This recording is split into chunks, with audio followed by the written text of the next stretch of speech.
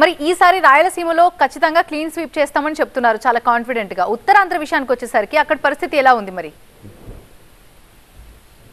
ఎక్కడ ఉత్తరాంధ్ర అయినా ఒకటే, దక్షిణమైన ఒకటే, శ్రీకాకుళమైన ఒకటే, విజయనగరమైన ఒకటే, ఇచ్చాపురమైన ఒకటేనమ్మా. రాష్ట్ర ముఖ్యమంత్రి వ్యత్యాసం చూపెట్టకుండా అందరి ఎమ్మెల్యేలకు అన్ని ప్రాంతాలకు న్యాయం చేసినప్పుడు అన్ని ప్రాంతాలలో కూడా గదే ఉంటుంది. ఎక్కా దుక్కా ఈలు నేను కలిసినా నువ్వు కలిసినా మనం అందరం కట్టి జట్టు కలిసినా మనకి ఇటేమైనా భ్రమలలు ఉంటే అది మనం ఏం చెప్పలేం.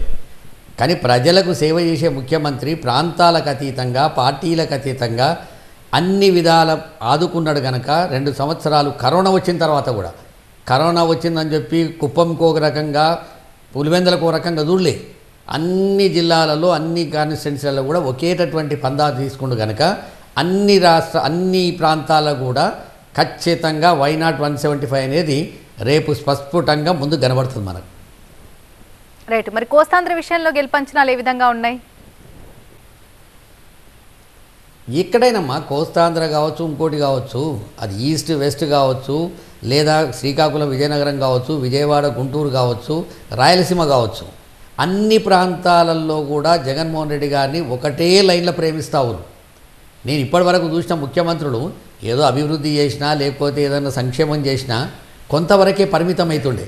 ఇవాళ లక్షలాది మంది, కోట్లాది మంది జగన్మోహన్ రెడ్డి గారిని దేవుని కింద భావిస్తారు.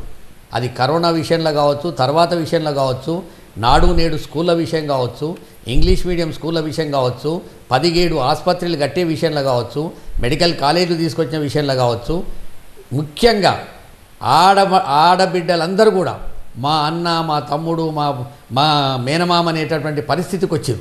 ప్రజల్లో పట ఒక మంచి వాతావరణం ఉన్నది ఇప్పుడు. సరే, దాన్ని ఏదో చేయడానికి ప్రయత్నం బ్రహ్మాండంగా చేస్తున్న చంద్రబాబు నాయుడు గారు అండ్ మా పవన్ కళ్యాణ్ గారు వాళ్ళ టీం. కానీ ఎక్కడ కూడా ప్రజలకు స్పష్టత ఉంది. ప్రజలు ఒకటే మాట మీద ఉన్నారు. 5 సంవత్సరాలు జగన్మోహన్ రెడ్డి గారు చేసినటువంటి సంక్షేమ కార్యక్రమాలు ముందుకు పోవాలన్నా, మా పిల్లలు నాడు నేడు స్కూళ్ళల్లో బ్రహ్మాండంగా చదవాలన్నా, మాకు ఆసుపత్రులలో మంచి ఆరోగ్యం ఉండాలన్నా జగన్మోహన్ రెడ్డి గారు రావాలనేటువంటి పరిస్థితులలో ప్రజలకు స్పష్టత ఉంది. రాజకీయ నాయకులకు స్పష్టత లేదు, కానీ ప్రజలకు చాలా స్పష్టత ఉంది. 60 నుంచి 62% ఓట్లు జగన్మోహన్ రెడ్డి గారికి రేపు వేయడం ఖాయం. ఖచ్చితంగా వైనాట్ 175కి దగ్గరగా మేము గెలవడం కూడా ఖాయం. రైట్. ఇక మిగిలింది 3 రోజులే. ప్రచారానికి అయితే 3 రోజుల సమయం ఉంది. ఈ 3 రోజులు ఏ విధంగా ఉండబోతుంది ప్రచారం? ఏమైనా మెరుపులు ఉండబోతున్నాయా? ఏముండదమ్మా, చంద్రబాబు నాయుడు గారు అనేక రకాల ఇబ్బందులు పెట్టే ప్రయత్నం చేస్తాడు.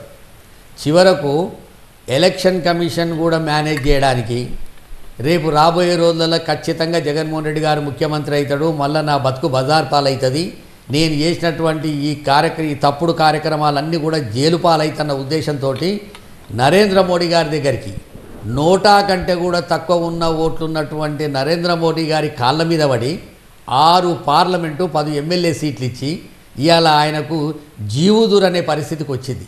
2014లో నీ పరిస్థితి ఏంది?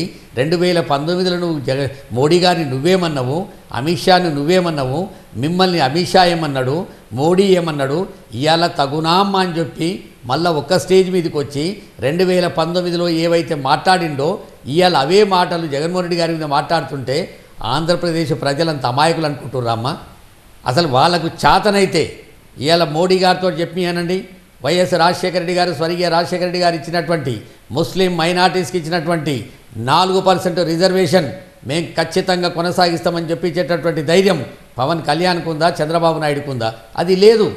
ఎంతసేపు జగన్మోహన్ రెడ్డి గారిని తిట్టిపియడానికి ఒక స్క్రిప్ట్ ఆయనకి ఇవ్వడం, ఆ క్రెడిబిలిటీ ఉన్నటువంటి 2 సార్లు ప్రధానమంత్రి, 3 సార్లు ముఖ్యమంత్రి ఉన్నటువంటి నరేంద్ర మోడీ గారు కూడా చంద్రబాబు నాయుడు గారు ఇచ్చిన స్క్రిప్ట్ చదివే పరిస్థితికి వచ్చిందంటే ఇక వాళ్ళు ఎంత భయభ్రాంతులలో ఉండో మీరు అర్థం చేసుకోండి.